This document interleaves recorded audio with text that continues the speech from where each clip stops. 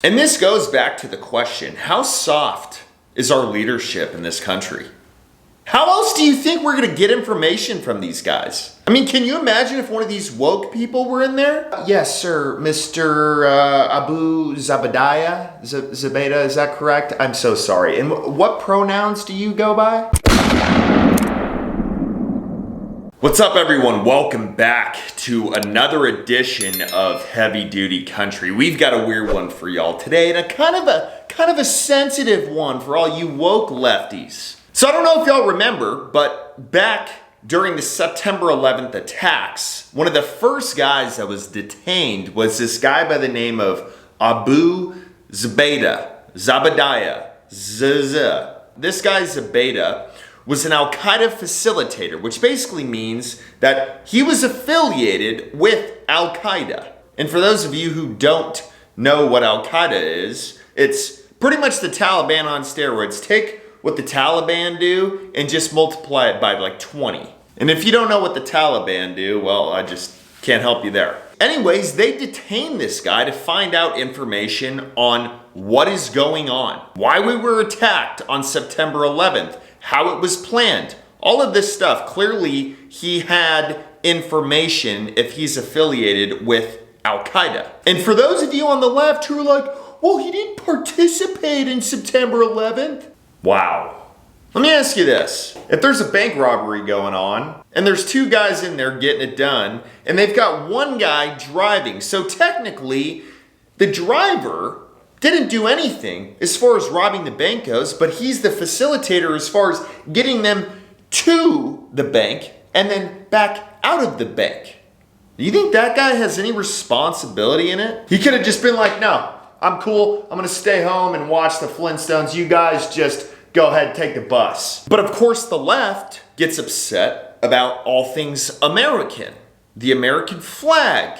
They don't really care about what happened on September 11th. They would rather dive into how did we treat the people who killed thousands of Americans? Were we nice enough? Did we do their nails when we were interrogating them, or make sure we called them the right pronouns? My God. And now they're taking it to the Supreme Court on if waterboarding is considered torture. This is an individual who probably didn't give a rat's ass about having water poured on his face.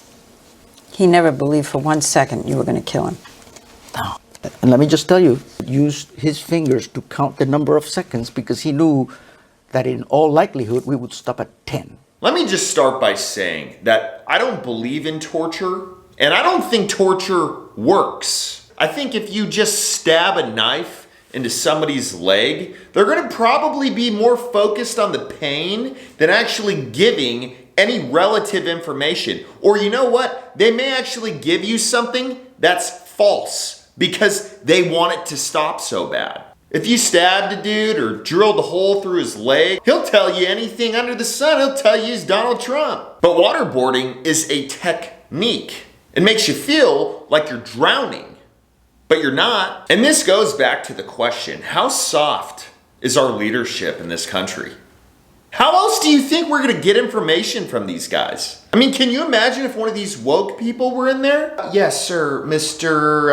Abu Zubaydah. Zubaydah, is that correct? I'm so sorry. And what pronouns do you go by? Just so I don't hurt your feelings? Perfect. Well, I know we're taking a lot of your time, but I would love to know what happened on September 11th. If you could just give us your whole plan, that way we can, go to a Starbucks, get a coffee, and, maybe go to a yoga class after. Yeah. These people are savages. These people have had a very tough life, so they're naturally tough. They cut your hand off for stealing something out there. So you can imagine what they would do if they found out that you just gave the US our entire plan. So yeah, it's gonna take a little more than saying please and thank you to get information out of these guys. And waterboarding is one of the best ways. Somebody explain this to me. How is it torture if you can go through pain and then after a few seconds, you're back to normal? We're not draining fluid from your chest. We're not cutting people's heads off like they do. But the left's question is Is it humane? Well, I don't know, you tell me. Would you want another attack like 9/11 here? I mean, the whole point of interrogation is to figure out information or extract information to make sure that it doesn't happen again, to save lives. So if we have to make one of the enemies feel a little bit uncomfortable to get information out of them, I don't think there's anything wrong with that. If he's sitting there counting off, he knows you're not going to kill him, he knows he's not going to drown, then why do it? What's the point? I think that the cumulative effect of waterboarding and sleep deprivation and everything else that was done eventually got to him.